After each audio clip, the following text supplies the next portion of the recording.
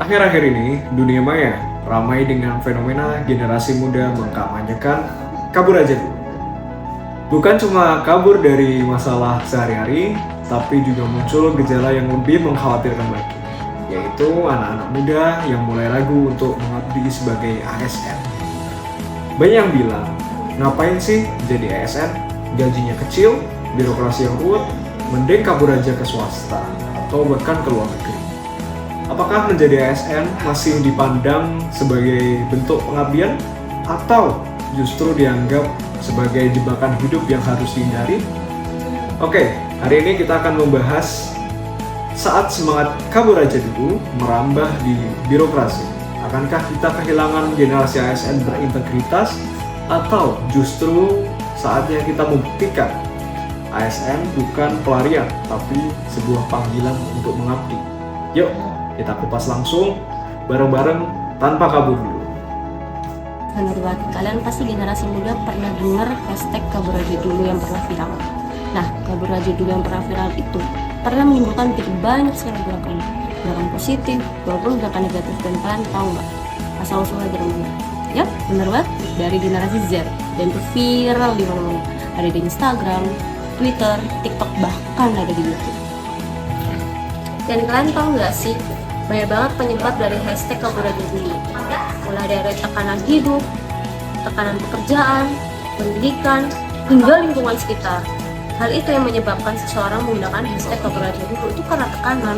Coba deh, cek video ini. Bang, bahas hashtag kabur aja dulu. Itu apa sih? Menarik nih. Dari kemarin viral banget hashtag ini. Ada yang posting, nenek antri BPJS, bapak antri Pertalite, ibu antri gas LPG, anak antri lowongan kerja. Makanya kabur aja dulu. Maksudnya, pada ngajak buat kabur dari Indonesia dan pindah ke negara lain. Masalahnya, ada yang bilang kalau kabur dari Indonesia pas keadaan kayak gini, artinya nggak nasionalis. Nih, kita baca. Bahlil Lahadalia, sentil WNI yang mau pindah ke warga negaraan. Saya meragukan nasionalisme kalian. Makanya, netizen balas begini. Jangan mau digaslight Bahlil soal kabur aja dulu. Bekerja di LN adalah bentuk nasionalisme, menyumbang devisa sangat besar bagi negara. Untuk apa di sini bertahan dalam penderitaan, sementara pejabat bergelimang kemewahan? Setelah melihat video tadi, menurut kalian gimana? Begitu banyak persepsi dari berbagai sumber nggak sih? Dan menurut kalian, video tadi dengan nasionalisme kita sebagai ASN seperti apa? Kabur aja dulu bisa menjadi indikator bahwa nilai wawasan kebangsaan belum benar-benar terinternalisasi secara adil dan bermakna. Banyak orang merasa bahwa mereka setia pada negara, tapi negara tak hadir untuk mereka. Mereka cinta tanah air, tapi tanah air tidak menjamin kesejahteraan atau keadilan. Sehingga kabur aja dulu bisa juga bukan karena kurangnya rasa nasionalisme, tapi karena nasionalismenya tidak diberi tempat untuk tumbuh. Ya, berbicara mengenai fenomena kabur aja dulu, saya jadi teringat dari kisah salah satu presiden kita, yaitu Profesor Dr. B.J. Habibie yang pernah menolak tawaran langsung dari negara Jerman untuk menjadi warga negaranya. Beliau lebih memilih Indonesia, tanah kelahiran beliau, dibandingkan negara yang telah memfasilitasi beliau untuk mengembangkan kemampuan dan juga memfasilitasi dan lebih menghargai beliau dibandingkan negara kita sendiri. Beliau memiliki rasa cinta tanah air dan juga nasionalisme yang cukup tinggi. Hal tersebut membuat saya bertanya-tanya, bagaimana masyarakat, anak-anak muda yang belum berkontribusi banyak bagi negara, menyerah begitu saja, menyerah kepada keadaan. Daripada kita melakukan protes yang berlebihan, daripada kita melakukan hal-hal yang tidak penting, alangkah lebih baiknya untuk kita berkontribusi langsung terhadap negara. Bisa dalam bentuk membenahi suatu sistem yang selama ini kita ragukan melalui ASN, ataupun membuka lapangan pekerjaan yang banyak untuk membantu masyarakat dan juga anak muda lainnya untuk memperoleh kesejahteraan hidup ataupun quality of life yang lebih baik dibandingkan yang sebelumnya. Seharusnya kita sebagai anak muda, terutama kami sebagai ASN, bisa berkontribusi langsung tanpa lari dari tanggung jawab kita untuk membenahi negara ini, tanpa menggemakan hashtag kabur aja dulu. Baik, untuk statement kabur aja dulu, menurut saya ada dua sisi yang bisa kita ambil, baik sisi dari positifnya maupun negatifnya. Untuk positifnya ialah kabur aja dulu ini baik jika kita ke luar negeri atau pergi dari Indonesia untuk melanjutkan pendidikan, dimana ketika kita melanjutkan pendidikan ilmu akan bertambah sehingga ini dapat kita aplikasikan ketika kita kembali dari pendidikan di luar negeri ke Indonesia.